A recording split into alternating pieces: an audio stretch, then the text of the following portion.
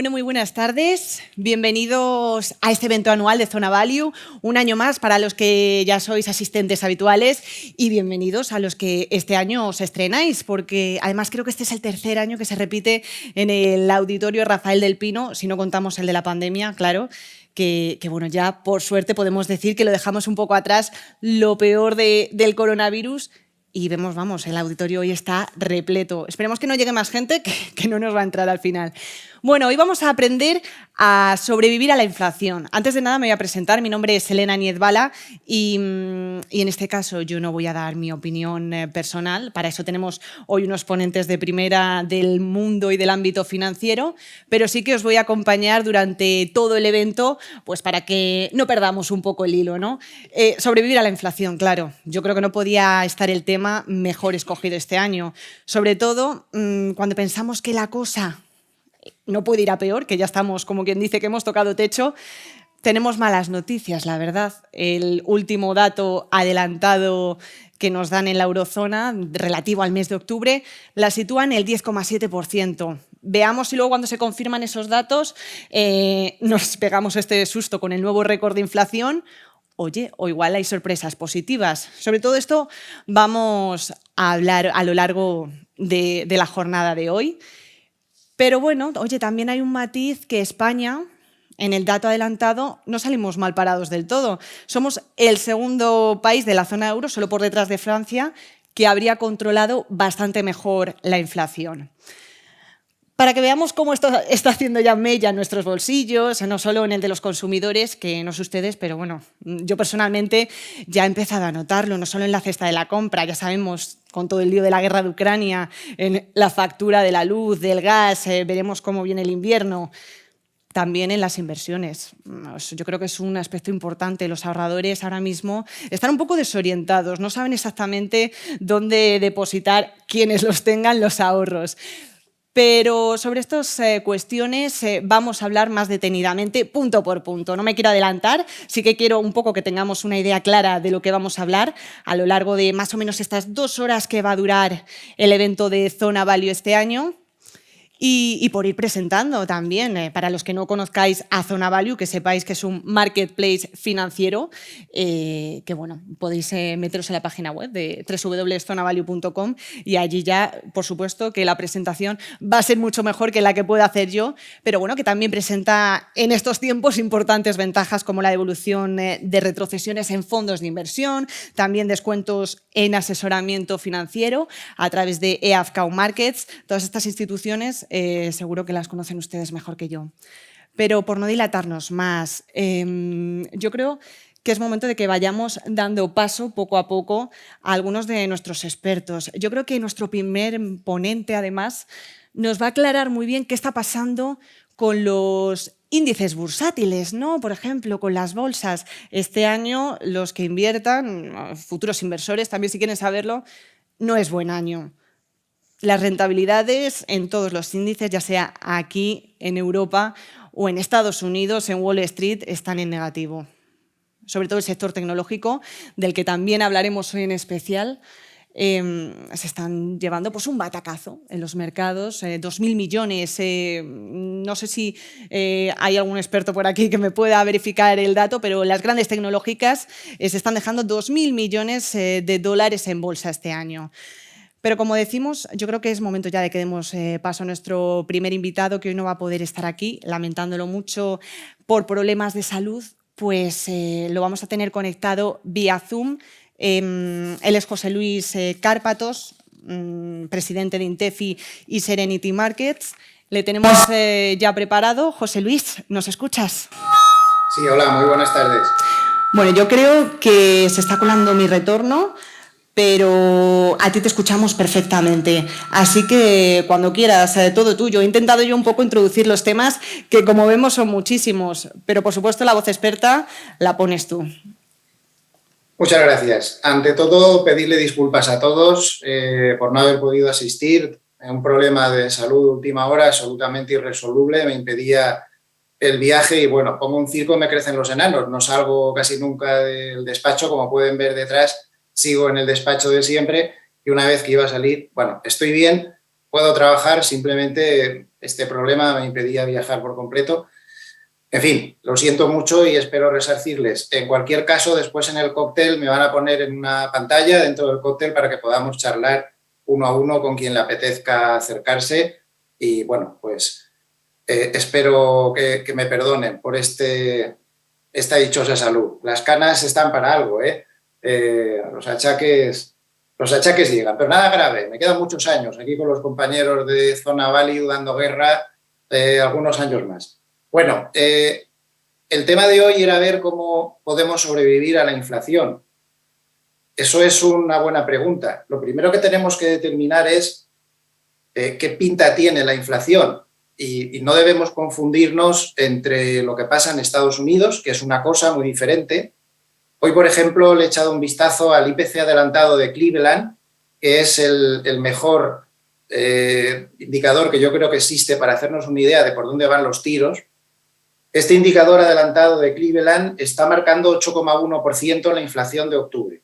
Es exactamente lo que espera el mercado. El indicador lo ha clavado en los últimos 3 meses. Por lo tanto, lo normal es que el día 10, que tendremos el IPC, va a salir exactamente eso, lo esperado, 8,1. Sin embargo, atención, porque para el mes de noviembre, ya está dando una estimación adelantada, para el mes de noviembre está dando 8,1 otra vez. Y eso no es lo que espera el mercado, porque hemos visto muchas tablas según las cuales se va a jugar mucho con las interanuales y como estamos comparando con niveles muy altos del año pasado, todo el mundo esperábamos, yo también, que por comparación la inflación iba a empezar a bajar muy deprisa, pero parece que no. Hay determinadas partidas, como el precio de la vivienda, por ejemplo, que está siendo un problema muy grave. Veamos, el precio de la vivienda en el IPC de Estados Unidos no se calcula viendo cuánto ha subido la vivienda o cuánto han subido los alquileres. No. Inventaron un truco para hacer trampa y que el IPC saliera más bajo de lo normal. Es una palabreja que tienen, lo pronuncio mal para que se me entienda, shelter, se escribe shelter literalmente en inglés, y eso es una pregunta que le hacen a los que están alquilados en una vivienda, le preguntan, ¿usted por cuánto compraría esta casa libre de muebles?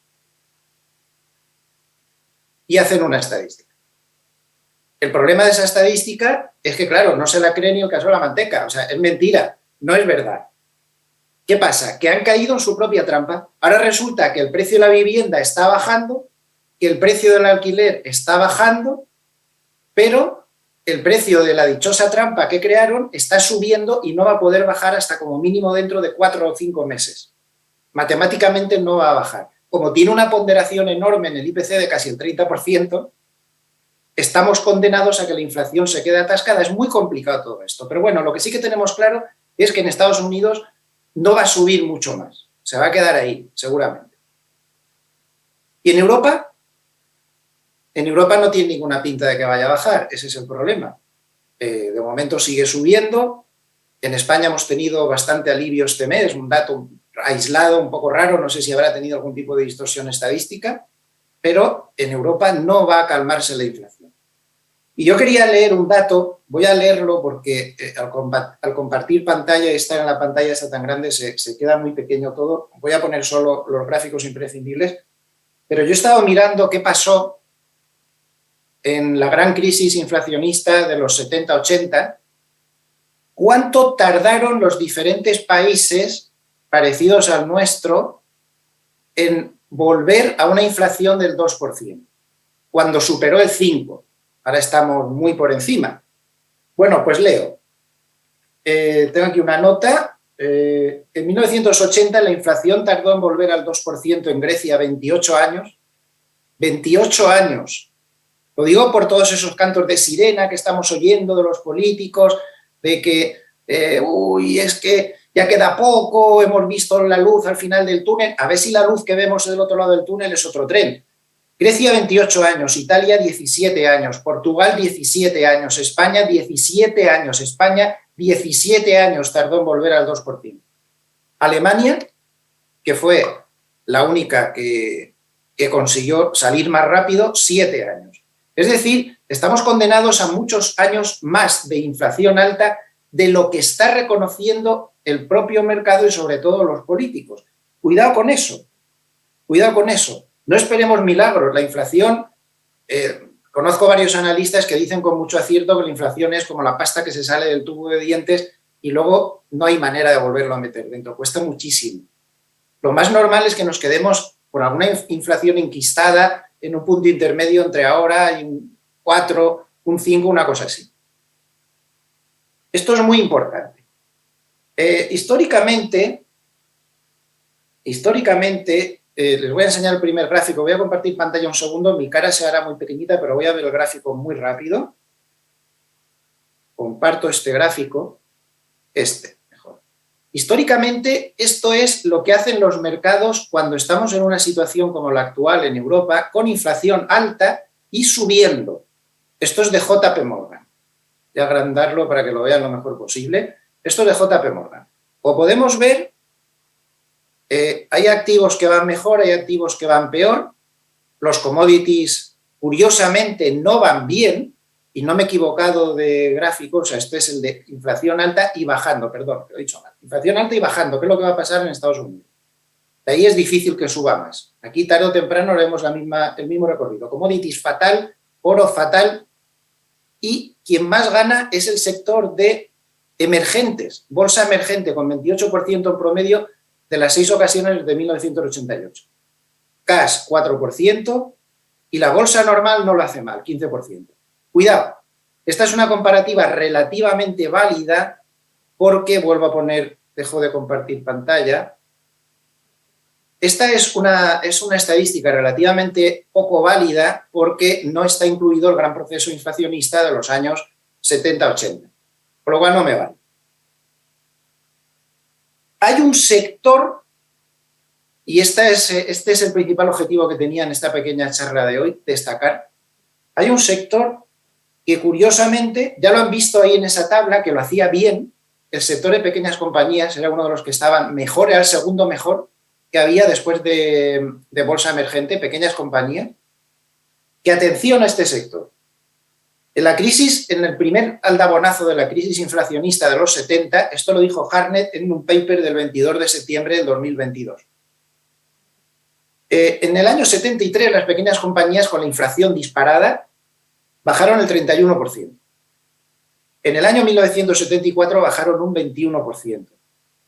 Sin embargo, cuando la inflación se quedó estable, luego volvió a dar otro tirón, pero estuvo varios años más o menos aguantando en la zona 5 o 6%, de ahí no bajó, pero tampoco subía, se quedó ahí. 1975, pequeñas compañías, más 53%, 1976, más 57%, en el 77, más 25%, en el 78 más 23, en el 79 más 43. Esto no es que lo diga yo, que no soy nadie, esto lo dice Hartnett, que es mi analista para mí de cabecera, es el director de estrategia de Bank of America, y en todas sus recomendaciones dice que cuando pensemos que la inflación se estanca y tiende ya a dejar de subir, y puede que estemos muy próximos a eso en Estados Unidos, él siempre recomienda pues una serie de activos y al final de todo dice, y sobre todo pequeñas compañías. A mí me chocaba mucho eso hasta que descubrí por qué lo decía, porque históricamente cuando la inflación duele de verdad, como es el caso actual, este sector lo hace muy bien. ¿Cuál es el índice que más representa a las pequeñas compañías en Estados Unidos? Pues es el Russell 2000. Es un índice que tiene futuros muy asequibles, mini futuros, microfuturos, tiene de todo. Son totalmente asequibles, tiene también ETFs, tiene CFDs y tiene de todo. Por lo tanto, quería dar ese toque de atención sobre lo que puede ser interesante, cómo sobrevivir, que es el tema, ¿no?, de esta conferencia de la inflación. Además de esto, voy a poner otro gráfico, voy a compartir pantalla de nuevo. Un segundo. Además de esto, tenemos que tener en cuenta esto otro. Este gráfico es interesantísimo, es un gráfico de Bloomberg y de BA.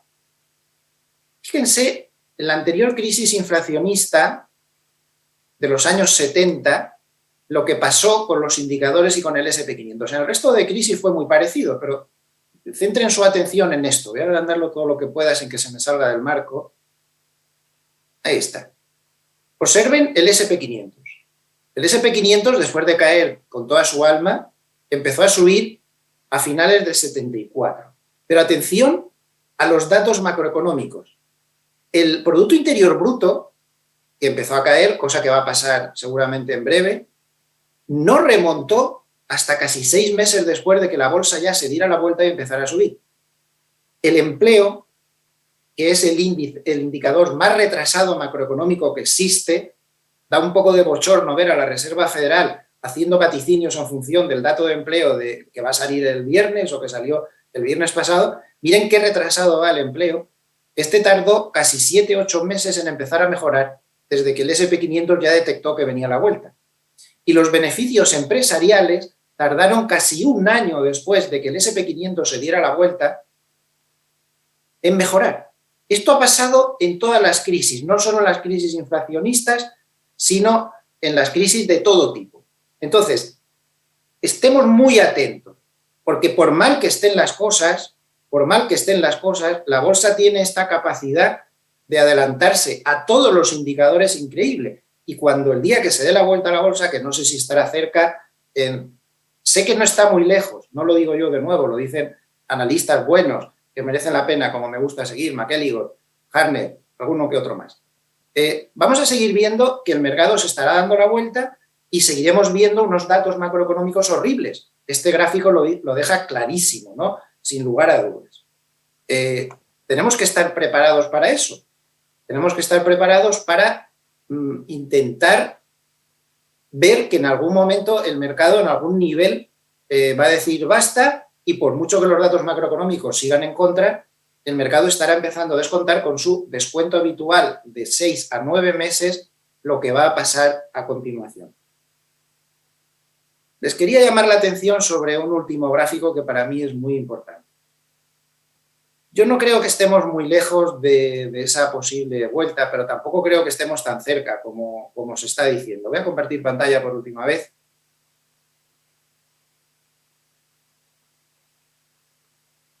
Ahí estamos. Y vamos a fijarnos en este gráfico. Este gráfico es un gráfico excelente en el cual lo que se ha calculado es cómo se comporta la bolsa en los ciclos de subidas de tipos. Todo el mundo saca un gráfico intermedio en el cual dice, bueno, pues tampoco lo ha hecho tan mal la bolsa en los ciclos de subidas de tipos. Pero eso no es exactamente así.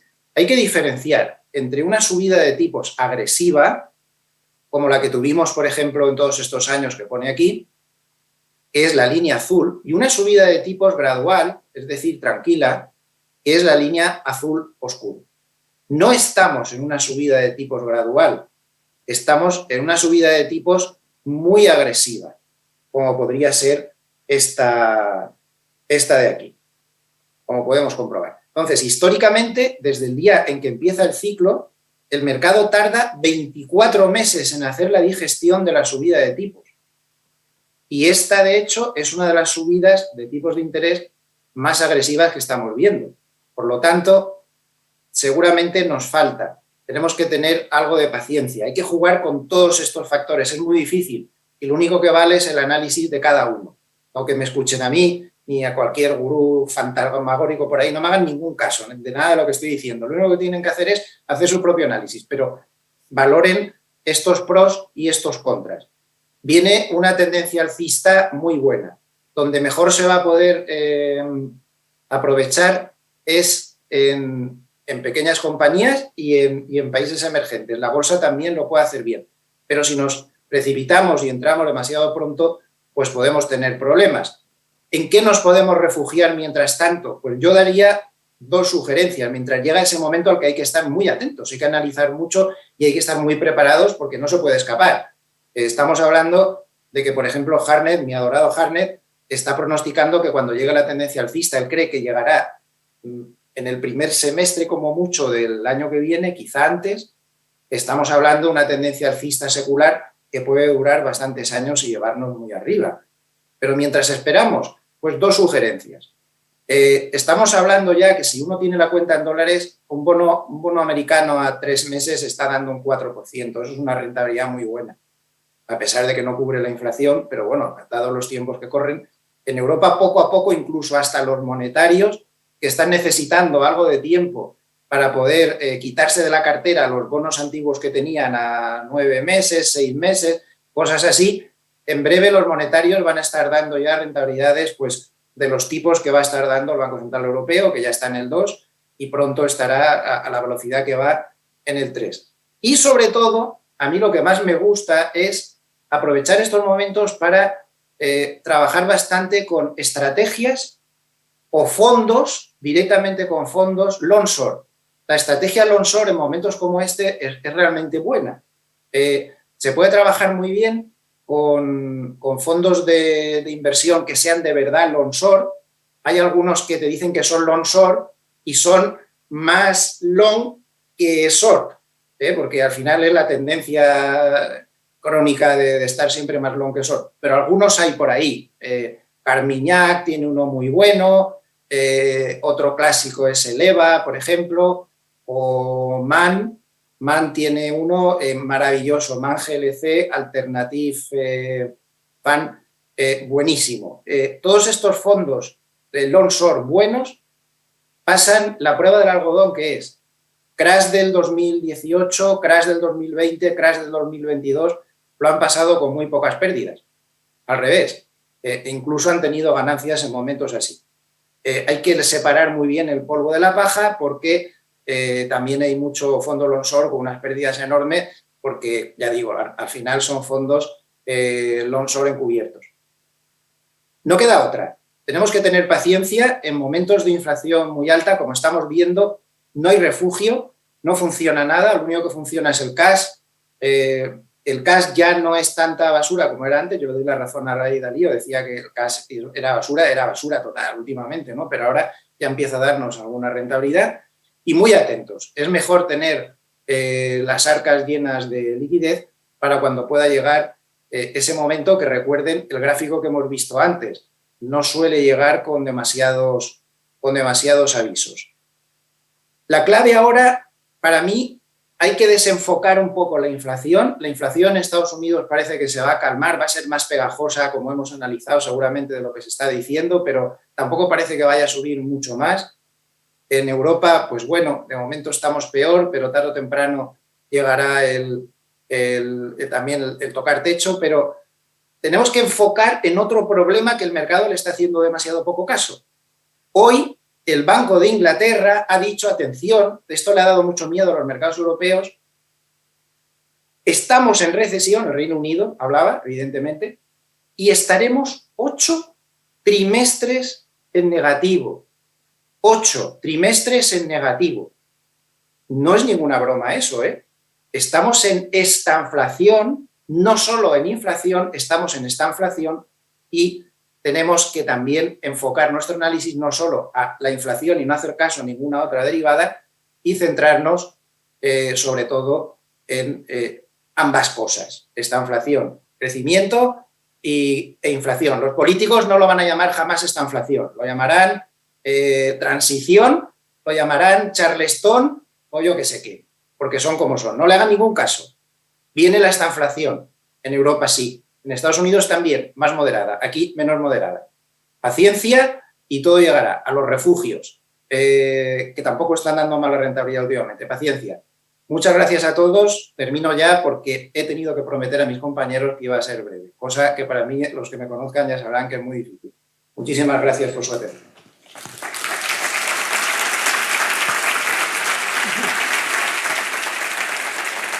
Bueno, yo te voy a pedir, José Luis, que no te retires porque, bueno, aunque sé que nos vas a seguir online, quiero que te quedes con nosotros un poquito más, porque, bueno, para los que no conocieseis a José Luis Cárpatos, es una figura en el ámbito y en el mundo financiero súper reputada.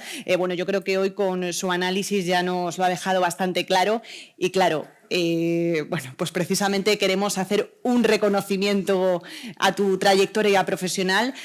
Nos apena muchísimo que este año no puedas estar presencialmente con nosotros, pero bueno, seguro que el año que viene te podemos tener aquí en el auditorio. Voy a pedir en esta ocasión que suba al escenario también Juan Esteve, Él es el CEO de Zona Value Global. Yo creo que es importante presentarte también, Juan, porque gracias. Este evento, si estamos hoy aquí, en parte es por ti. Y bueno, yo creo que eres tú la persona que tiene que hacer entrega de este reconocimiento a José Luis.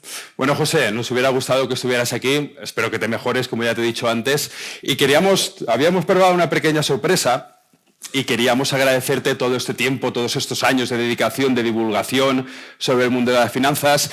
Sabemos que le echas muchísimas horas, haces muchos vídeos y queríamos agradecerte en nombre de Zona Value, en nombre de todos los inversores y en el mío en particular también, toda esa dedicación, toda esa trayectoria y realmente muchas gracias, José Luis. Gracias a vosotros. Te lo mandaremos a casa. Te lo harán llegar. Seguro que Juan custodia muy bien el premio hasta que llegue a tus manos. Bueno, yo creo que es hora de ir conociendo otras opiniones. Para ello ya tenemos preparado a nuestro siguiente ponente, porque claro, yo creo que tiene mucho que decir acerca de la inflación, de la economía, un poco en general a la situación que tenemos, el panorama, que como hemos podido comprobar con José Luis, pues bueno, optimista precisamente no es. Voy a dar paso a que suba al escenario a Juan Ramón Rayo. Él es doctor en economía y profesor en la universidad también. Seguramente le han visto en varias tertulias en televisión, conocido por ser bastante crítico muchas veces con su opinión, pero por eso precisamente nos gusta y queremos tenerte aquí hoy, Juan Ramón. Así que todo tuyo. Bueno, pues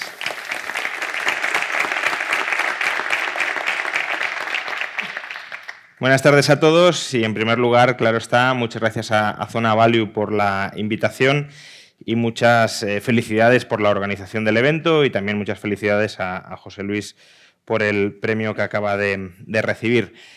El objetivo de estos siguientes minutos es poner un poco en perspectiva por qué hemos llegado a la situación inflacionista en la que nos movemos ahora mismo y cuáles son las perspectivas de futuro a medio plazo, dada la situación de la que partimos.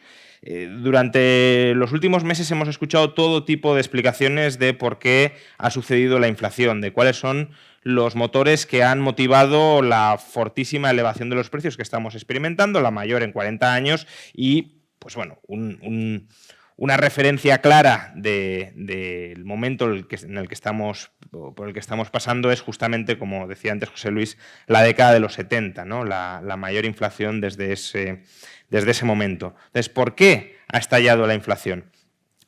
Bueno, hemos escuchado que los cuellos de botella han tenido que ver, ¿no? Sin embargo, muchos de esos cuellos de botella ya están solucionados y seguimos teniendo inflación. Hemos escuchado también que la guerra en Ucrania ha tenido que ver. Sin embargo, el precio del petróleo o incluso, en cierto modo, el precio del gas, sobre todo el precio del petróleo, ya está más barato que antes de la guerra o al nivel previo a la guerra, y el precio del gas lleva desde agosto cayendo a plomo en Europa. Sigue más alto que antes de la guerra, pero desde luego muy alejado de los máximos. Y sin embargo, la inflación sigue aquí. La inflación no se ha solucionado. Es verdad que ahora se está frenando algo, lo cual significa que estos factores alguna influencia sí desempeñaban, no pretendo negar el rol que pueden haber jugado, pero hay algo más de fondo. Es evidente que hay algo más de fondo y que no se restringe a factores únicamente de oferta. ¿Y qué es eso más de fondo que hay? Pues que básicamente se quiso afrontar la crisis económica provocada por el COVID con la misma política, pero redoblada con la que se afrontó la crisis económica de 2008 y 2009. Mi percepción, y no solo mía, compartida por muchas personas, es que los políticos en 2008-2009 creyeron haber aprendido una lección que es una lección muy peligrosa. Y es que tú puedes endeudarte todo lo que quieras o puedes abusar de la política monetaria todo lo que quieras y la inflación no aparece. Porque es verdad que en la crisis de 2009 se iniciaron los quantitative easings, se llevó a cabo lo que hasta ese momento era el plan de estímulo fiscal más importante de la historia en Estados Unidos. Es verdad que muchos analistas decían que todo eso iba a provocar una altísima inflación, algunos incluso hablaban de hiperinflación, y nada de eso sucedió. De hecho, la década pasada ha sido una época Bueno, a lo mejor tildarla de deflacionista es exagerado, pero en el fondo sí era una década deflacionista en el sentido, sobre todo en Europa, de contracción del crédito. En España, por ejemplo, el crédito privado no es que no haya subido demasiado, es que estuvo contrayéndose hasta prácticamente el año 2018-2019. Y todo eso son síntomas de un escenario deflacionista. Entonces, claro, los políticos dijeron, bueno, pues si hemos podido multiplicar el gasto o el déficit, hemos podido multiplicar la oferta monetaria y no ha habido inflación, pues ahora que ha sucedido la crisis del COVID, que incluso en ciertos aspectos puede parecer más grave que la de 2008-2009, debemos doblar la apuesta y no pasará nada. Además, si todo esto lo conjugamos con la aparición de nuevas ideas económicas, no sé si os sonará la teoría monetaria moderna, que sostiene que los estados no se tienen que preocupar por su solvencia, porque un estado que puede imprimir su propia moneda siempre es solvente y siempre puede gastar cuanto quiera mientras siga habiendo desempleo y, por tanto, mientras no se enfrente a restricciones reales en los recursos. Pues bueno, todo ese clima intelectual, toda esa experiencia histórica aparentemente adquirida, condujeron con diferencia, al mayor plan de estímulo fiscal y monetario concertado de la historia de la humanidad. Sobre todo en Estados Unidos, en Europa también, aunque en menor medida, pero en Estados Unidos de manera clarísima. ¿Y eso qué provocó? Pues provocó la inflación que estamos experimentando. Porque la crisis de 2008-2009 no tiene nada que ver con la crisis de 2020. La crisis de 2020 es una crisis típica de oferta, un shock de oferta. La economía se paraliza, la economía se frena. No porque la gente deje de gastar, eso puede ser una consecuencia, un efecto derivado. La economía se frena, deja de producir porque se le impide producir, porque no podemos producir por motivos sanitarios, por lo que sea, pero la restricción está en el lado de la oferta, no en el lado de la demanda. La crisis de 2008-2009 fue una crisis de demanda, concretamente de contracción del gasto agregado porque colapsó el crédito. Y si muchas compras se hacen a crédito y no hay crédito, pues se deja de demandar. Y al colapsar el gasto, colapsa la producción, pero porque no se gasta. Con lo cual, claro, dejando de lado de si las políticas en 2008-2009 fueron acertadas o no, yo no soy especialmente partidario de ese tipo de políticas, pero dejando eso de lado, si tú incrementas mucho el gasto agregado, política fiscal y política monetaria, en un contexto en el que, por el otro lado, el gasto agregado se ha hundido, el incremento por un lado medio compensa el colapso por el otro. De modo que no hay inflación, salvo que te pases muchos más pueblos de los que se pasaron. Ahora, si tú tienes una crisis de oferta, es decir, la economía no puede producir mucho más porque no la dejas o por razones sanitarias o por lo que sea, y tú lo que haces es incrementar el gasto, pues mucho más gasto agregado, producción rígida o incluso contraída, inflación. Y eso es lo que ha sucedido clarísimamente en Estados Unidos desde año 2020-2021, algunos, muchos. Empezamos a hablar de inflación allá por febrero, marzo del año 2021, es decir, ya llevamos año y medio hablando del riesgo de inflación con todas las políticas que se estaban aplicando. Y desde entonces la inflación no ha hecho más que subir, subir y subir. Y es verdad que otros factores, como mencionaba antes, la guerra en Ucrania, los cuellos de botella, que sin duda dejó la pandemia, han agravado ese problema. Pero el problema de fondo es el exceso de gasto agregado en relación con la capacidad productiva de la economía. Si miramos, por ejemplo, la evolución del gasto agregado nominal en Estados Unidos, ahora mismo está muy por encima del nivel tendencial prepandemia. ¿Qué significa esto? Que si no hubiese habido pandemia y el gasto agregado de la economía hubiese seguido creciendo al mismo nivel que antes de la pandemia, Estados Unidos estaría gastando hoy bastante menos de lo que está gastando. ¿Por qué? La diferencia es todo el estímulo fiscal y monetario que se ha añadido y que obviamente hace elevar los precios. Y precisamente porque este es el gran problema de fondo, sobre todo de Estados Unidos, en Europa no es tanto esto, aunque en parte también, pero no es tanto esto. Precisamente por esto, los bancos centrales, reconociendo el problema con mucha tardanza, si algunos empezamos a hablar de inflación en marzo, febrero, incluso algunos de 2021, si por esas fechas los bancos centrales se hubiesen dado cuenta de lo que sucedía, o, porque probablemente se dieron cuenta, pero hubiesen querido ser consecuentes con lo que detectaron, Pues imaginad cómo habría cambiado el escenario si se hubiese empezado a subir los tipos de interés de manera más gradual en mayo, en junio de 2021. No en marzo de 2022 o en julio de 2022, sino prácticamente un año o año y medio antes.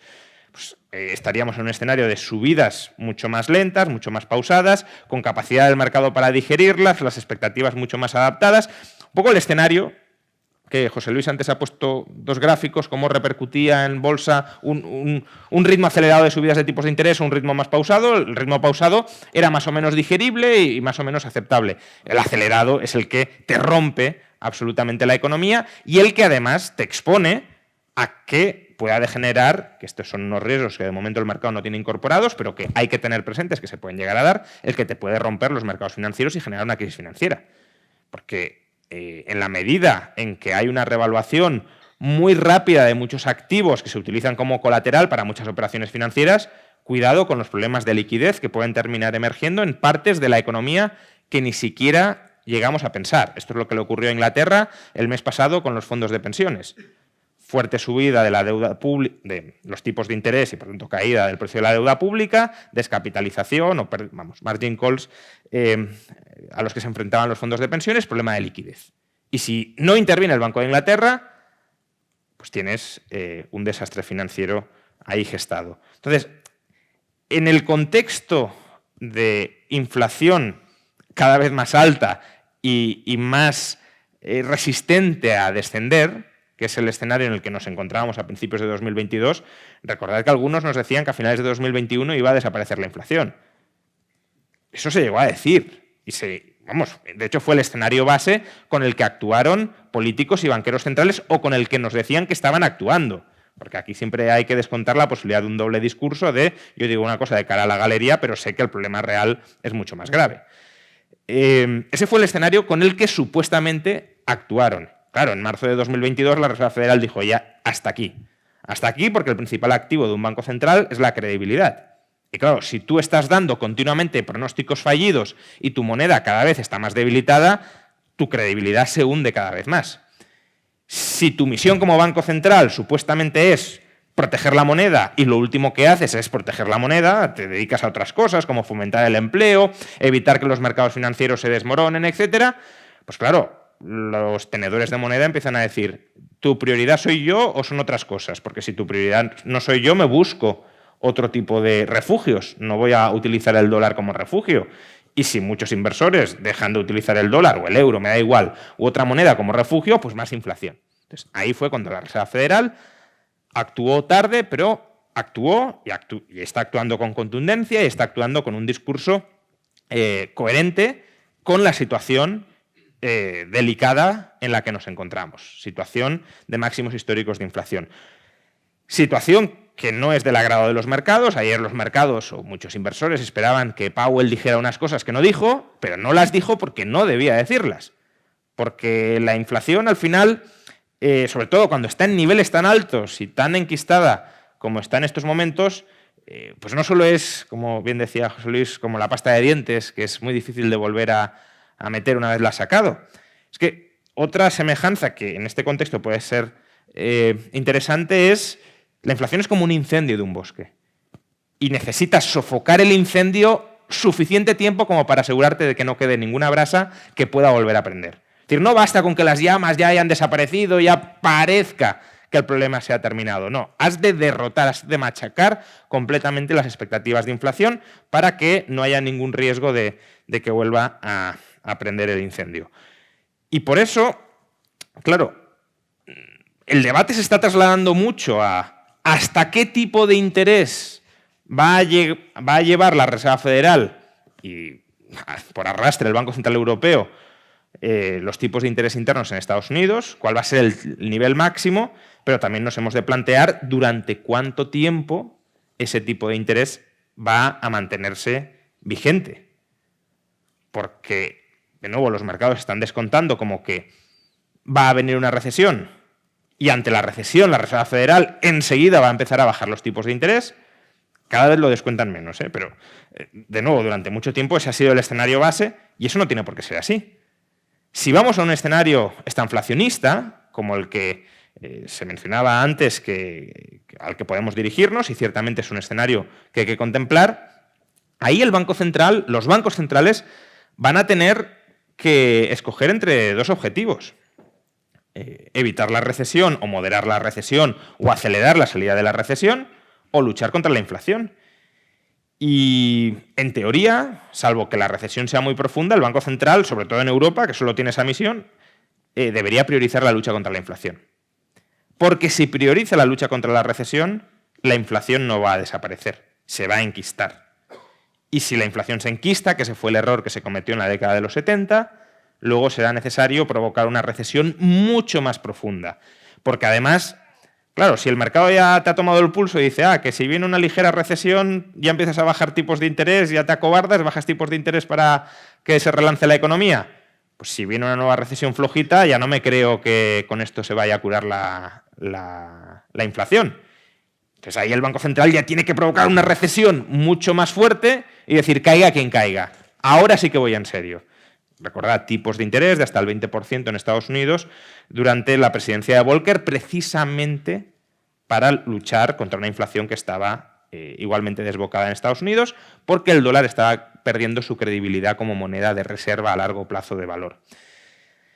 Entonces, el escenario al que nos han arrastrado las políticas de estímulo excesivas durante 2020 y 2021 es un escenario inflacionista, es un escenario, por tanto, o es una situación donde se está empobreciendo a los tenedores de moneda y a los tenedores de bonos. La inflación es un impuesto al dinero y es un impuesto a la renta fija.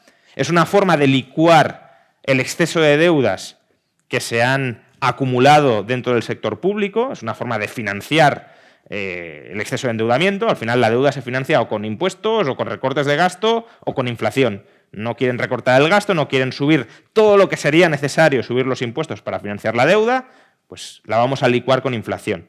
Y quien la compró, evidentemente, se está empobreciendo.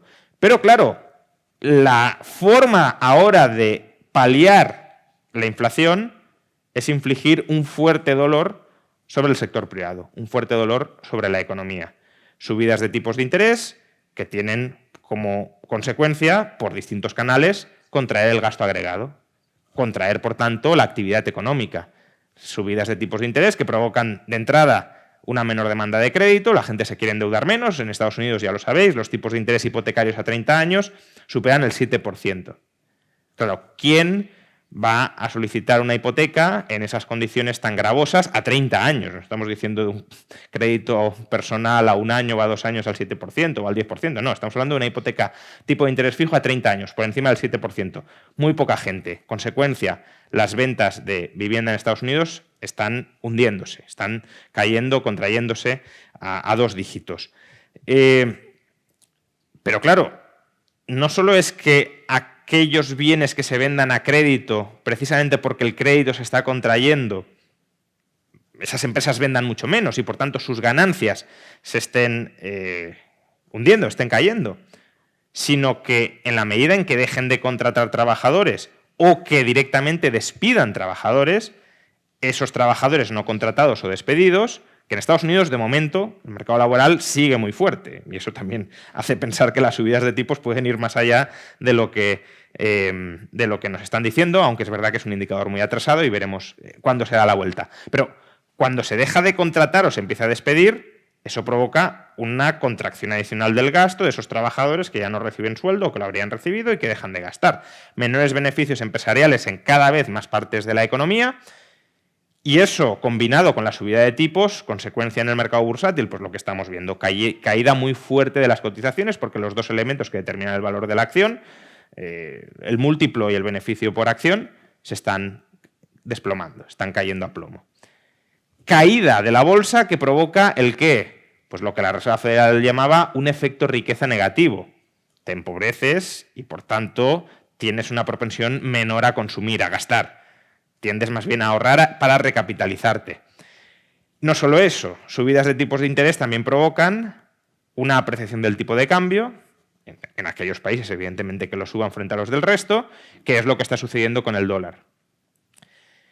¿Qué ocurre con con la apreciación del tipo de cambio? Pues que a otros países como la eurozona nos lo deprecian y por tanto que importamos inflación.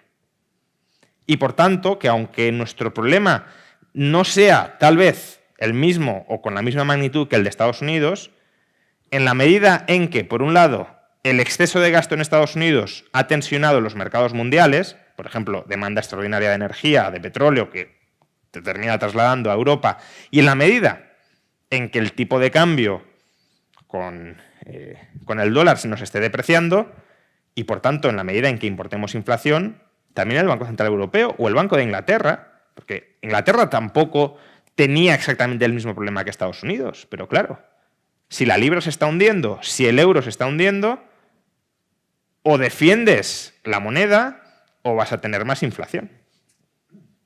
Y por eso, en última instancia, no nos queda otra también que seguir subiendo tipos, quizá de manera no tan acelerada o tan intensa como en Estados Unidos, pero en todo caso subir tipos. Y subida de tipos, como digo, implica riesgo de recesión creciente en Europa y por tanto ese escenario tan temido de estanflación, si la inflación no se corrige muy rápido y no tiene por qué hacerlo, y si la economía entra en recesión. Entonces, ese es el escenario, yo diría, base ahora mismo, que vayamos a un entorno estanflacionista, y cuando digo estanflacionista, ahí también coincido con José Luis, porque creo que corremos el riesgo de perder la perspectiva de lo que es una alta inflación.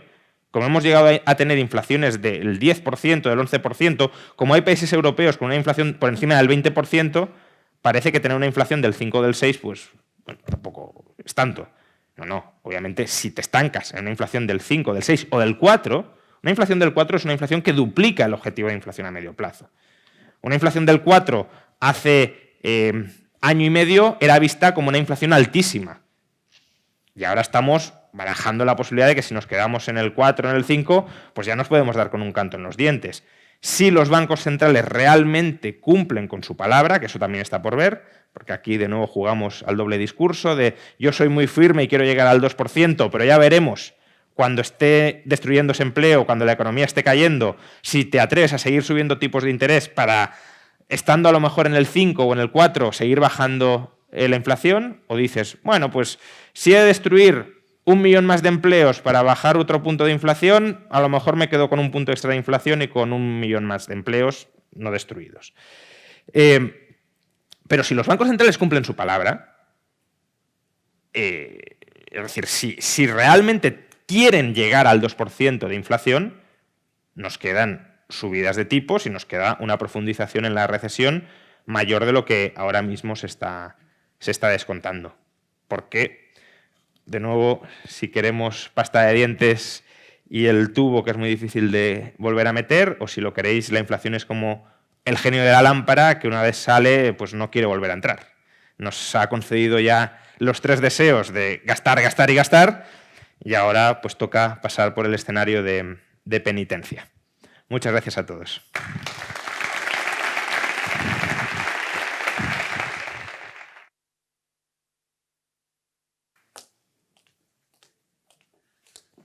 Bueno, muchas gracias a ti, Juan Ramón. La verdad es que es muy interesante, ¿no? Todos estos temas que estamos tratando, sobre todo ver las opiniones, la de José Luis Cárpatos, ahora con Juan Ramón, en los casos en los que pueda haber más discrepancias, aunque lamentablemente yo creo que las dos opiniones van muy en línea.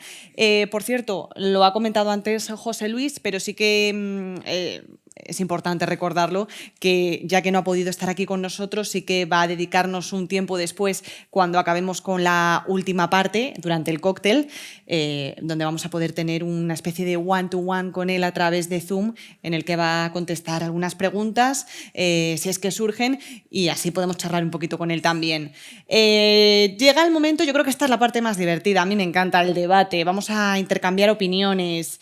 Me hubiese gustado que hubiese sido pues, con todos los ponentes que han estado hoy aquí, pero bueno, es que si no nos vamos muchísimo de tiempo. De hecho, este ya es el último espacio que vamos a tener en este evento, se nos ha hecho muy cortito, pero bueno, tendremos que esperar al año que viene para tener más. Bueno, me estoy dando cuenta de que tenemos pequeños inversores también a futuro. Aprende que lo que está por venir todavía, espero que te dejemos un futuro mejor.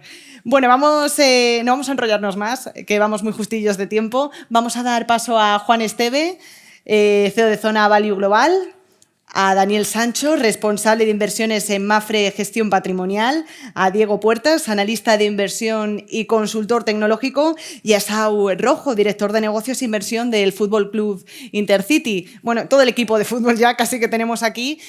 Vamos a seguir debatiendo sobre cómo sobrevivir a la inflación, pero en este caso yo creo que nos vamos a centrar, a enfocar más, ¿no?, en small caps y en el sector tecnológico del que tanto hemos hablado al principio. Así que os lo dejo todo vuestro. Muchas gracias, Elena. Bueno, dar las gracias a Juan Ramón y a José Luis porque nos ha hecho una introducción que nos va a servir de base a lo que podemos comentar ahora mismo.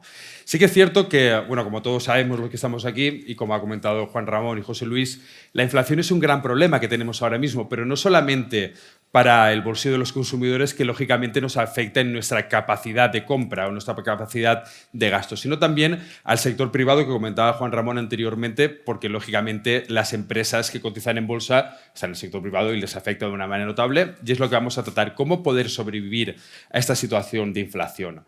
Para poner un poquito de contexto, como ha comentado también Selena, como han comentado anteriormente, ayer conocimos que la Fed subió 75 puntos básicos. Hoy el Banco de Inglaterra otros 75 puntos básicos. He leído también que JP Morgan decía que para la Fed la próxima subida de tipos sería de 50, luego 25. Prevé que vaya reduciendo un poquito porque estamos en una situación económica totalmente dispara como estamos en Europa. Pero una de las cuestiones que me ha parecido muy interesante, y se le nos ha hecho la introducción, es lo que comentaba José Luis, que cuáles pueden ser quizá los sectores que más potencial tienen. Él ha hablado de las emergentes, ha hablado también de las small caps.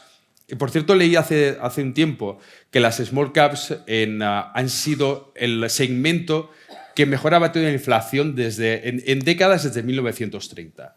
Creo que eso es algo significativo porque ciertamente las emergentes igual tienen un poco más de volatilidad que las small caps, que también la tienen.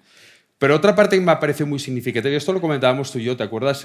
Tenemos un programa en Serenity Market que se llama Ponte al Día, hacemos un vídeo a la semana, y una de las cosas que comentábamos era lo de la inflación, que estábamos hablando ahora también aquí, que nosotros planteábamos también que no, o sea, también lo que comentaba José Luis, ¿no?, que ¿cuánto tiempo tarda en llegar otra vez al objetivo de inflación del 2,5%?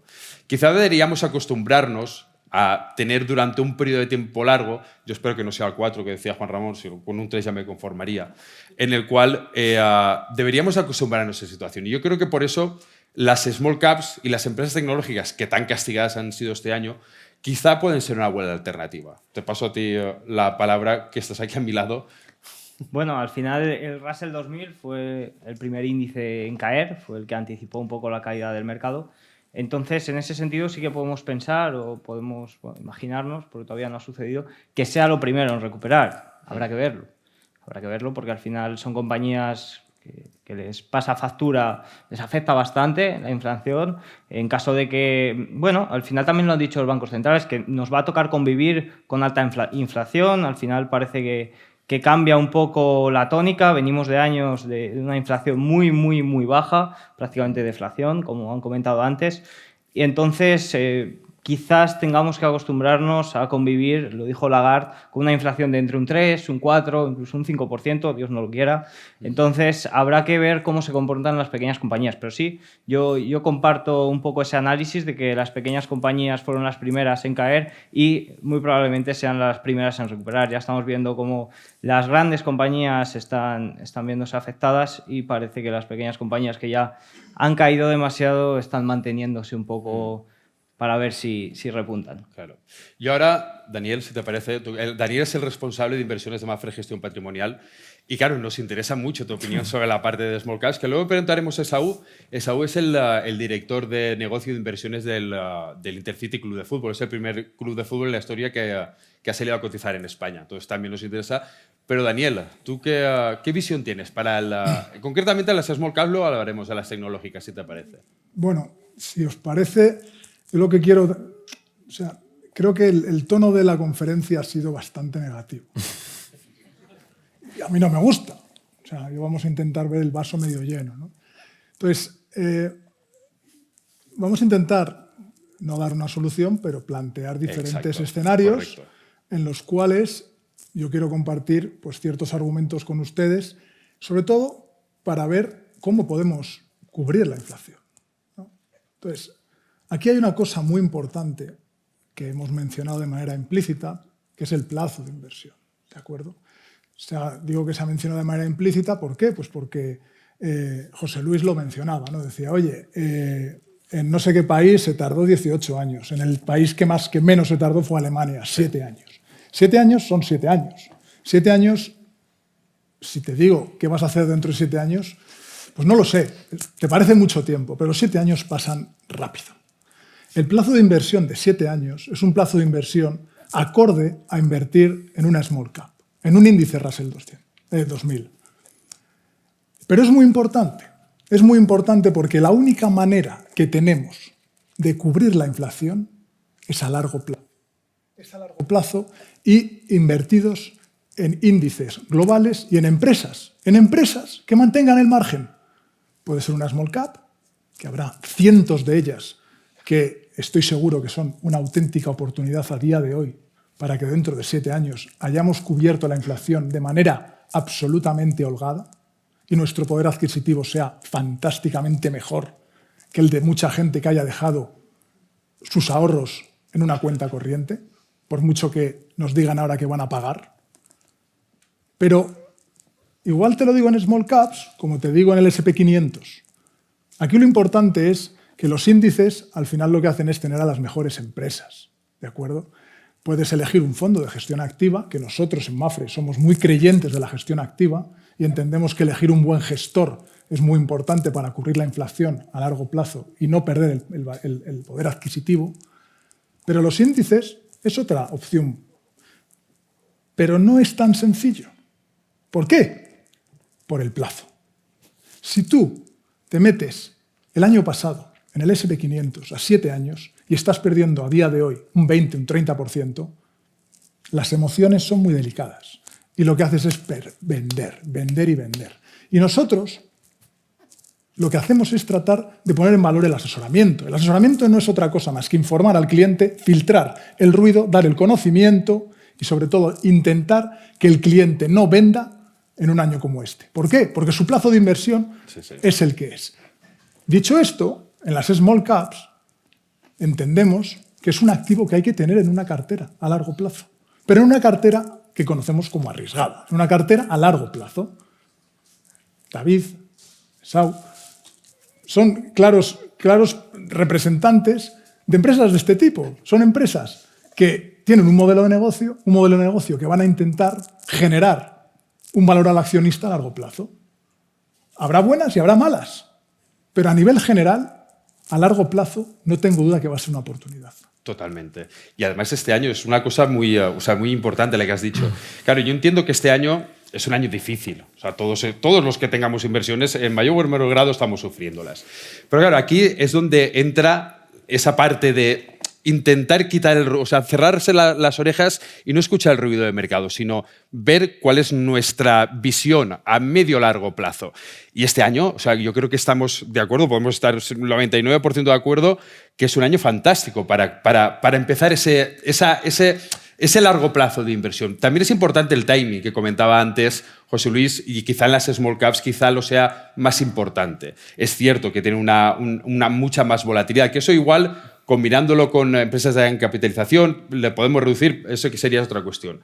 Pero sí que es cierto eso, que la visión tiene que ser a largo plazo. O sea, no esperar que este año sí está cayendo, no descentrar nuestra mente, tener claro que estas situaciones además son ciclos económicos. Sabemos que en mayor o en menor grado vienen épocas de caídas, más abruptas, menos abruptas. La inflación puede, como decía Juan Ramón, retardar el crecimiento o todavía empeorarlo todavía más.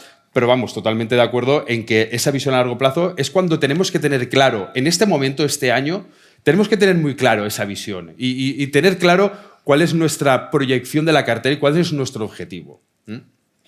Esaú, en tu caso, en el Club de Fútbol Intercity, es lo que comentaba ahora mismo Daniel. Lógicamente, sois una empresa también que estáis empezando con una proyección muy grande. También queríamos ver de primera mano de una small cap ¿Cuál es esa situación que vosotros veis, el crecimiento que podéis tener? Que veamos un poquito tu visión también. Sí, a ver, os voy escuchando en aspectos económicos, con datos relevantes. Has comentado algo de las emociones, inversiones a largo plazo. Nosotros somos el primer club en salir al BM Growth. Tenemos un camino bastante complicado. Primero, porque no tenemos ningún tipo de referencia, porque aunque puedas entender más o menos de economía y puedas intentar seguir pasos de otro tipo de empresas, los sectores son totalmente diferentes. O sea, es un sector totalmente nuevo, es un sector que no sabemos en qué nos vamos a enfrentar realmente, y tenemos un hándicap, que es lo que comentamos, que son las emociones. Nosotros tenemos un proyecto en el que desde que iniciamos hace ya 4 años había que salir al BME. Nosotros teníamos 4 años porque para poder salir necesitamos 4 años auditados, cuestión que creo que en el sector pocos equipos de fútbol, a no ser que estén en la primera división, tienen ese tipo de requisitos legales. Pero a partir de ahí, nosotros tenemos un proyecto a 4 o 5 años. Tenemos 2 tipos de incógnitas bastante complicadas. La primera de ellas es la suerte. Al final, en el tema del deporte, no podemos basarnos en datos económicos, en ejercicios auditados, en ver un poco la proyección económica que tiene la compañía, básicamente porque cualquier equipo de fútbol, hasta llegar a la segunda división, que es el break-even, da pérdidas. O sea, si hay algún equipo de fútbol por debajo de segunda división que dé beneficios, que me explique, ¿vale? Que venga y hable conmigo. Teniendo esa realidad, cuando vendemos el producto al inversor y le decimos, oye, a 4 años vamos a estar en segunda división, va a tener nuestro break-even. El break-even básicamente es derechos de televisión. O sea, cualquier equipo de fútbol en segunda división tiene alrededor entre 6 y 7 millones de inicio, que es lo que te hace ser sólido y consolidarte en la categoría. Luego tienes que hacer una buena gestión. Pero va mucho más allá. Es decir, nuestro trabajo es cómo convencemos al inversor de que el proyecto es a 4 o 5 años, cuando cada semana tenemos un partido de fútbol. Complicado. Cuando le dices que el proyecto es a 4 años y llevas 2 derrotas, todo el esfuerzo que llevas durante el año anterior es como tirar a la basura. Sin embargo, cuando ganas 2 o 3 partidos, te cuesta horrores aún así conseguir la confianza del inversor. Entonces, dentro de este sector nos estamos dando cuenta en el mundo del deporte, y creo que es un sector que puede a futuro consolidarse en España, y que pueden haber bastantes equipos, sobre todo de fútbol, ¿vale? Porque otras secciones deportivas, como el break-even, está un poco más oculto, ¿no? Aquí es claro, quieres llegar a la segunda división, tienes ese crédito de los derechos de televisión, y creo que es el camino, ¿no?, a seguir con muchos equipos de fútbol, y más con la situación en España como se encuentra. Ya vemos equipos como el Barcelona, equipos de primer nivel, que vemos un poco las cuentas auditadas, lo que refleja, ¿no?, los valores económicos. Y creo que es una manera, primero, de regular un mercado que nunca ha estado regulado, ¿vale? Que siempre, ahora parece que con el fair play financiero hay unos instrumentos financieros un poquito más consolidados, pero que a día de hoy el histórico que tenemos de España es que siempre ha habido cualquier tipo de escándalos, ¿no?, por llamarlo de alguna manera. Entonces, es juntar las inversiones, es juntar las emociones, y luego unido a los diferentes problemas que una empresa normal, que al final somos una empresa, puede llevar. Yo creo que somos los primeros que estamos andando, esperemos que no seamos los últimos, e intentaremos hacer las cosas bien, sobre todo para que el resto, porque creo que hay una oportunidad importante para el BM Grow, sobre todo para que haya empresas que salgan y tengan ese instrumento financiero que se diferencia del resto de equipos y que puede ser bastante disruptivo en las finanzas de cada club. Correcto. Entonces ahí coincidimos también en lo que decía Daniel, el tiempo. Al final, las inversiones, y quiero ser muy insistente en esto porque sé en el año que estamos. O sea, sabemos que todas las carteras sufren, que todas las sufrimos, como he dicho antes, a mayor o menor grado, pero es importante, y me gusta que lo diga, que saquemos este tema ahora mismo, porque no está de más recordarlo, ¿no? Al final, yo quiero ser optimista, como ha dicho Daniel, pero yo siempre hago referencia a un gráfico, no sé si a lo mejor lo habréis visto. Es el típico gráfico que te enseña cuáles son las crisis que han ocurrido desde el año 1900. O sea, nosotros desde el año 1900 hemos pasado por la Primera Guerra Mundial, la Segunda Guerra Mundial, por decir algunas así más grandes, la crisis del petróleo, la crisis del .com, la crisis... O sea, hemos pasado infinidad de crisis, infinidad de situaciones de alta inflación, de la de los 70, las bolsas han caído, pero después... Y eso es lo que es importante ahora. O sea, ¿qué es lo que viene después de esas caídas? Después de esas caídas tan abruptas que siempre pensamos, esta es la definitiva, siempre viene una recuperación. Entonces es importante tener el objetivo, que es lo que comentabais, en qué es lo que viene después. O sea, no perder la vista, y por eso yo siempre hago referencia, yo en mi Twitter lo tengo de tweet fijado, nunca perder de vista ese gráfico, que es lo que ha ocurrido, no nos asegura lo que va a ocurrir, pero nos da una idea a la historia de lo que puede ocurrir. Entonces, por eso es importante ver qué es lo que puede ir más allá. Y también hago referencia a esto por lo que comentaba anteriormente de las empresas tecnológicas. Las empresas tecnológicas este año se han pegado un batacazo increíble. Yo soy yo siempre lo he dicho y siempre lo he comentado, que yo las empresas tecnológicas les tengo mucha atracción, les tengo mucho cariño, porque al final la humanidad está basada en la tecnología. Desde que inventamos la rueda, era la tecnología y todo gira alrededor de la tecnología. Entonces, la tecnología lo sufre, pero la tecnología al final no es que sea el futuro, sino que es el presente. También tiene una atracción muy grande hacia los inversores y también puede tener una recuperación muy importante. Por eso también quiero hacer hincapié tanto en las small caps que hemos comentado anteriormente como en las empresas tecnológicas. Entonces, por la visión de Daniel, sí que me gustaría conocer tu visión también en la parte de las empresas tecnológicas, porque yo personalmente siempre me he dirigido a las empresas tecnológicas y también a una combinación, como comentaba anteriormente, de small caps y big caps para hacer una cartera quizá más equilibrada. A ver, volviendo un poco a otra reflexión, ¿no? El tema de los tipos de interés. Yo si lanzo una pregunta o me hago una pregunta a mí mismo de los tipos de interés negativos, es algo que yo no estudié en la universidad. No la estudié y al principio a mí me costaba entenderlo. Me costaba y al final hemos estado con tipos de interés negativos mucho tiempo. Mucho más tiempo de lo que llevamos corrigiendo. Sí. Y nadie se preguntaba, bueno, te lo preguntabas, pero como las cosas eran fáciles, subía... Claro, como no nos afectaba... Pues decías, oye, pues el interés negativo es el interés negativo. Pero el interés negativo es algo muy grave. No es nada. O sea, yo dar dinero a alguien y que además le tenga que pagar al final de darle el dinero es algo...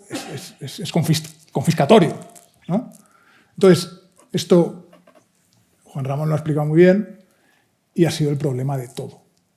Que los tipos de interés o los tipos de las hipotecas en Estados Unidos estén en el 7%, fíjate que yo, hasta cierto punto, estoy más cómodo de que esté al 1%. Entonces, aquí, David, luego seguramente que tú nos puedas dar impresión de cómo está el mercado de las startup. ¿Qué es lo que pasa? Que empezamos a tener mercado. Empezamos a saber que el dinero hay que ganárselo. Que el dinero... hay que tener un plan de negocio y que cuando alguien presta dinero hay que pagarle unos intereses. Y esto no es nada del otro mundo. Tenemos que estar de enhorabuena. Es lo normal. Tenemos que estar de enhorabuena. O sea, que han tardado los bancos centrales, que lo están haciendo tarde y no sé si mal, pero de manera a lo mejor demasiado rápido, y pueden haberlo hecho mejor, sí, pero es fácil hablar a posteriori y yo no digo que sea fácil. Pero lo que está claro es que los tipos de interés ahora están más normales que antes. Entonces, en el mundo tecnológico, la corrección es absolutamente normal. La corrección, porque tú cuando valoras de manera generalista una empresa, lo que haces es decir, yo tengo unos flujos de caja que espero en el futuro, sin vencimiento, es a muy largo plazo en estas tecnológicas, y yo lo descuento a un tipo de interés. Ese tipo de interés era, vamos a decir, 3 y ahora es 7. Pues obviamente el precio, que es el resultado, te sale mucho más bajo. Entonces es normal la corrección. Pero no hay que estar asustados, porque es normal desde el punto de vista financiero, es completamente sano y vuelvo a lo mismo. Las tecnológicas bien elegidas, un modelo de negocio bueno, un balance bueno, en el largo plazo nos van a pagar mucho, mucho dinero. Pero no se olviden del plazo. No se olviden del plazo. ¿Por qué? Pues podemos poner ejemplos. Juan, si nos vamos a los índices de tecnología o a un fondo de tecnología, joder, lleva una caída del 30%. Sí, pero sí, si el Nasdaq el que más se ha caído. Sí, o no lo sé, o te puedes ir a fondos que son muy concentrados, incluso a lo mejor puedes encontrar fondos tecnológicos que han caído a lo mejor un 60% este año. Pero ese fondo que ha caído un 60%, si lo haces el ejercicio de coger el histórico de 10 años atrás, es que te está pagando rentabilidades anualizadas del 8%, del 9%, incluso con la caída del 60% de ahora. ¿Por qué? Porque estaban pagando 20% anualizado, que es una barbaridad. Entonces, claro, estamos llegando a un momento que se está colocando un poco todo. Y esto seguramente tú, David, puedes explicarnos más. O sea, el tema de las rondas de financiación, pues es que antes seguramente que coger dinero era relativamente sencillo. Ahora me imagino que no sé si ahora, a lo mejor ahora está todo parado, pero será más complicado. Tendrás que vender el negocio. Pues con las tecnológicas pasa lo mismo. El modelo que sea bueno es el modelo que pagará y dará buenas rentabilidades. Dará la volatilidad, por supuesto. Diego, te paso a ti la palabra por alusiones. Bueno, respecto a todo lo que ha sucedido con la pandemia, con el COVID, la digitalización, estoy muy dentro del mundo de la digitalización, sobre todo de pymes y startups. Al final yo creo que ya a nivel psicológico, también cuando creas un hábito, siempre hay un boom. Por ejemplo, cuando te quieres poner en forma, la primera semana estás muy motivado, luego viene la caída y luego ya es cuando realmente creas el hábito. Pues creo, y esto también lo hemos hablado en algún programa, no sé si nuestro primer programa, el segundo o algo así, que con la pandemia y con la digitalización y sobre todo, bueno, pues también podemos comentar el teletrabajo, podemos comentar aspectos que han ayudado a digitalizar las compañías, ha sucedido un poco parecido. La pandemia fue lo que hizo el boom, todo el mundo tenía que teletrabajar, ya sea por obligación, por motivos sanitarios, por lo que fuera, pero al final todo el mundo lo tenía que hacer. Las empresas subían. Ahora las empresas están cayendo, están corrigiendo, pero poco a poco se está estableciendo la digitalización en todas las compañías, ya sean pequeñas compañías, ya sean startups. Bueno, al final las startups sobre todo son tecnológicas, entonces por ese lado sí. Pero a lo que voy sobre todo es a que se está imponiendo una digitalización que al final lo que hace es innovación hacia las tecnológicas. Entonces yo sí hablo a largo plazo, donde creo que más innovación, donde creo que más dinero va a entrar, sobre todo es en la tecnología, pese a que ahora está corrigiendo tan fuerte como lo está haciendo. Tenemos ahí el Nasdaq corrigiendo creo que un 30%. Sí, un 34, un 35 estaba. Sí. Entonces, sobre todo voy a eso, a que la tecnología se está imponiendo, a que ahora está en horas bajas, pero no tengo ninguna duda de que volverá a ser fuerte porque es lo que está demandando al final el mercado. Claro, yo volvería a hacer hincapié, y lo he dicho 3 o 4 veces, pero vuelvo a lo mismo porque creo que es muy importante, es el tiempo. Fijaros lo que comentábamos, el otro día había un gráfico también de cuáles son los activos que más han caído de todos, y es que este año ha caído todo, o sea, ha caído el oro, ha caído todo. Comentaba el Nasdaq porque el Nasdaq estaba arriba de toda esa pauta. Pero al final, todos sabemos que el mercado en un tiempo largo es rentable. Necesitamos ese tiempo para recuperar.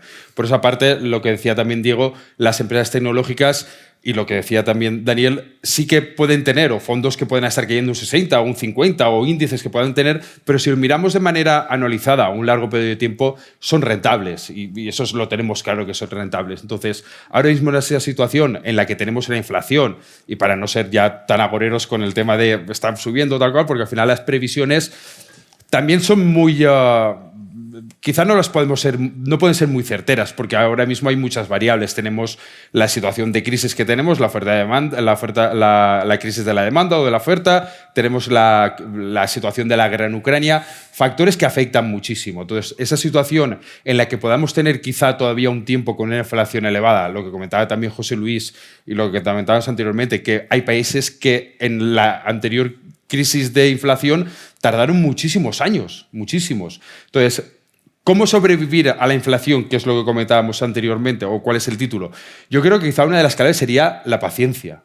O sea, tener claro, sí, podremos seleccionar, y ahora sí que os preguntaré cuáles son vuestras, ya no recomendaciones, sino vuestras visiones, ¿no? de cuál esto. Pero yo creo que si ahora mismo, hablando de las small caps, como decía anteriormente, sí que sabemos que desde 1930 han batido a la inflación todas las décadas. 1930, estamos hablando de más de casi 90 años, no hemos llegado a los 100 todavía. Pero las small caps sabemos que lo pueden hacer. Combinadas con una cartera de empresas de gran capitalización, porque sí que tienen una volatilidad, pueden estabilizar esa volatilidad, esa combinación, que habría que ver los porcentajes, pero sí que pueden constituir una cartera quizá más adecuada para la gran mayoría de los inversores. Las empresas tecnológicas tienen una alta repercusión también y un alto crecimiento. Entonces yo creo que quizá la clave sería la paciencia, ver en tiempo, o sea, ver la perspectiva en el tiempo, lo que comentabas, el timing también de entrada. Pero también me gustaría conocer vuestras opiniones. ¿Cuál sería, como digo, quizá no una recomendación, pero quizá cuál es vuestra visión en cada uno de los segmentos? ¿O cómo podríamos hacer frente a esa inflación? Bueno, pues si me parece empiezo yo. Para mí la inflación, es verdad lo que comentas, Juan, del timing, pero el timing, desgraciadamente, No tenemos una bola de cristal. es muy delicado y cuanto más intentemos entrar en el mejor momento, peor lo vamos a hacer. Entonces, aquí hay dos herramientas. Uno, si vas a invertir a 7 años o a 10 años, el mejor momento para invertir fue ayer. Y si no estás seguro de tu plazo, lo mejor es la aportación periódica, porque vas suavizando y vas conociendo el mercado y vas conociéndote a ti mismo, sobre todo, ¿vale? A tus emociones. Esas son las recomendaciones que se pueden hacer. Y luego, una vez que hemos decidido el plazo, y aquí estamos hablando de batir a la inflación, y os vuelvo a repetir, batir la inflación no se bate a 2 años, no se bate a 3, se bate a largo plazo, estamos hablando a más de 10 años. Yo lo que recomiendo es una cartera de fondos de inversión. Fondos de inversión, ¿por qué? Pues porque es el instrumento idóneo a nivel de costes, a nivel de diversificación y a nivel, incluyo ETFs, incluyo todas las herramientas que tenemos sobre la mesa, y diversificada. Diversificada a nivel global, geográfico y a nivel sectorial, por supuesto, incluyendo, por supuesto, small caps, incluyendo tecnológicas, pero José Luis también lo mencionaba. Yo entiendo que una cartera que vas a invertir a 10 años para cubrir la inflación, no hay que dejar de lado los países emergentes, ni mucho menos. Va a tener que tener presencia en esa cartera. Pero estamos hablando de carteras volátiles, estamos hablando de carteras que pueden caer un 30%, incluso un 40%, y no tenemos que asustarnos. Entonces, aquí la clave de todo esto es eso, es decir, oye, yo no me voy a asustar si tenemos un año como este. ¿Por qué? Tenemos herramientas para cubrir la inflación. No tenemos que tener miedo a la inflación. La inflación, por supuesto, que no es nada bueno. La inflación daña a las sociedades y las daña políticamente mucho también, y lo vamos a ver. Pero lo bueno de aquí es que tenemos una solución y estamos en el foro. La tenemos, que es invertir a largo plazo en carteras diversificadas con gestión activa, en empresas sostenibles. Sostenibles desde el punto de vista sostenible que tenemos todos en la cabeza ahora, pero también financieramente. Gracias. Esaú. A ver, haciendo un poco referencia a lo que estaba comentando, es que nuestro club, ¿vale? Del sector en el que nos encontramos, realmente la inflación no afecta realmente, o sea, no tiene un impacto significativo, ¿no? en nuestro día a día. Básicamente podría impactar únicamente el 10% como mucho. Nosotros, prácticamente el grueso del club son costes de personal. Sí es verdad que creo que te limita un poco a la hora de tomar una decisión de quiero incrementar una unidad más de personal, paro las contrataciones. Ahí sí que tiene bastante impacto a la hora de la dirección, ¿no? De poder, pero en sí la inflación en nuestro sector a día de hoy, no sé si sea por el volumen de empresa que somos, pero realmente posibles viajes, material, al final no facturamos como tal. Entonces, no tiene un impacto grande. No tiene un impacto realmente significativo. Respecto al tema de tipo de interés, nosotros trabajamos sin deuda. A día de hoy, nuestro objetivo es hacer ampliaciones de capital de manera recurrentes y financiarnos únicamente con aportaciones de socios. Sí es verdad que la tendencia que estamos viendo es que el pequeño inversor, el que está invirtiendo ticket de 20, 50, ha desaparecido. Le cuesta mucho, primero porque al final el mercado está a la baja y luego pues porque esta inseguridad, ¿no? Esta incertidumbre que estamos hablando, le impide un poco el poder apostar por un club, y más siendo los primeros, siendo nuevos, en la parte del deporte. Lo que sí que vemos es, y también haciendo un poco alusiones a lo que estáis comentando, son fondos de inversión los que llaman a la puerta y sí que nos piden que desarrollemos nuestro negocio en la parte más tecnológica. Ya sea a nivel de sanidad, ya sea a nivel de eSport o incluso si tenemos planteado hacer una ciudad deportiva o intentar invertir en activos que sí que tengan primero la sostenibilidad y luego por otra parte la tecnología. Creo que son ahora mismo los dos pilares en los que nos encontramos y efectivamente ha desaparecido ese pequeño inversor, pequeño medio inversor, y nos centramos prácticamente, y ya no solamente en inversor o fondo inversor, family office en España, sino nos están llamando más a las puertas fuera incluso de Europa.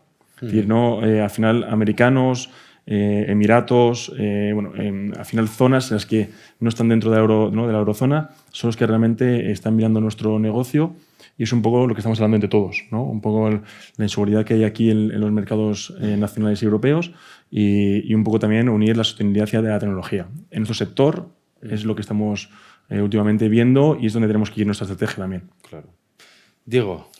Bueno, a ver, lo primero voy a hacer un poco alusión a José Luis, recomendar, no recomiendo nada, la verdad, no hagáis caso. No hagáis caso nada. A nada, al final escuchad a todo el mundo y luego sacad vuestro propio juicio personal, que al final es lo mejor que hay. Pero bueno, respecto a mi opinión, siempre se dice reducir deudas, por supuesto, al final los tipos de interés han subido y es más caro endeudarse. Y luego siempre se dice invertir. Ok, invertir para gente que no ha invertido nunca, cuidado. Cuidado porque quizás no sabe muy bien lo que está haciendo. Lo mejor sería que contactara con un asesor financiero que le asesore. Porque me sorprende, aquí no, porque al final estamos en el mundillo de las finanzas y todos sabemos un poco cómo va esto, pero me sorprende fuera de este mundillo la poca apreciación que tiene la gente por su dinero, de verdad.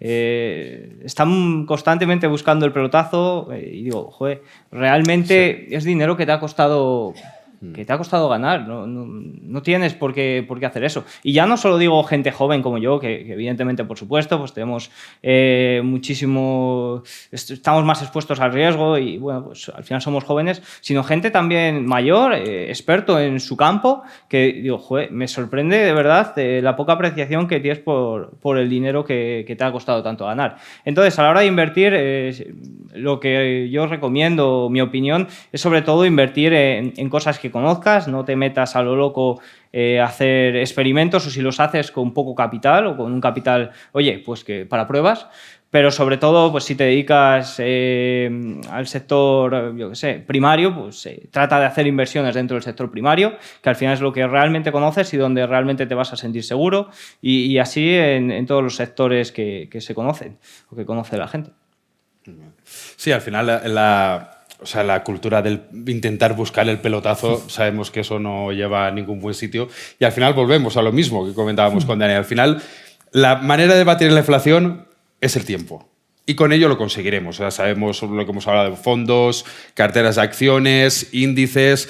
Al final lo que necesitamos es paciencia y sobre todo, en este entorno en el que estamos y en este año que nos encontramos, cerrar las orejas, no escuchar el ruido del mercado, fijarnos en cuál es nuestro objetivo de inversión. ¿Cuál es el objetivo de inversión? Esto también es una cosa que, por ejemplo, en radio lo comentábamos mucho. ¿Qué haríais ahora en esa situación de la que estamos, en las caídas? ¿Reposicionaríais? Yo siempre digo una cosa, que es volver atrás. O sea, pensar cuando nosotros construimos nuestra cartera de fondos o de acciones, cuando la constituimos, ¿por qué lo hicimos? O sea, ¿por qué seleccionamos unas empresas o por qué seleccionamos unos fondos? Ahora es cuando hay que volver a pensar lúcidamente. Cuando yo hice aquella selección de fondos y aquella selección de acciones, no estaba en una situación de tensión que tengo ahora, de miedo de, está cayendo todo un 20, un 30, ¿qué hago? No. Hay que cerrar los ojos, volver el tiempo atrás. Si tuviéramos un DeLorean sería más fácil, pero lo tenemos, y pensar por qué hicimos aquella selección. Y volver a recordar aquel tú o yo que hizo aquella selección y pensar en ello. Porque al final ese miedo es nuestro enemigo, ese ruido de mercado es nuestro enemigo y el futuro es nuestro amigo. Al final el tiempo es el que nos va a dar la razón. Bueno, muchas gracias, Daniel, Esaú, Diego, por esta charla. Y Selena es la que nos va ahora a echar de la mesa. Quería echar tampoco, pero Bueno, yo creo que ya somos multitud para clausurar este acto. No, daros las gracias a vosotros, sin lugar a dudas. Bueno, pues las conclusiones han sido muy interesantes. Paciencia, yo paciencia tengo poca, pero bueno, es lo que nos toca ahora mismo, armarnos de ella. Gracias por ponernos la nota positiva al discurso de toda la noche, Daniel, porque también nos hacía falta. Pero es que, bueno, a veces parece que cuesta, ¿no?, encontrar los motivos o las razones para ser optimistas. me da un poco de pena, pero lamentándolo mucho, yo creo que ya tenemos que dar por concluido el evento, este evento anual de Zona Value, pero no pasa nada porque nos veremos de nuevo las caras al año que viene y daros las gracias también a vosotros por asistir. Esperemos que al menos estos temas que hemos tratado, estas reflexiones, pues bueno, os hayan servido y os hayan ayudado. Desde los más pequeños hasta los más mayores, no voy a señalar a nadie en esta ocasión. Y nada, recordad que ahora os invitamos a que os quedéis con nosotros en un pequeño cóctel que hemos preparado y también a quienes quieran charlar un ratillo con José Luis Cárpatos. Así que en esa pantalla en la de ahí, pantalla sí. aquella de allá que veis aquí, lo tendremos ahora en directo, así que si alguien quiere acercarse y saludarlo y hablar con él, lo tendremos aquí presente virtualmente. Eso es. Así que nada, poco más. Buenas noches y gracias por venir. Gracias.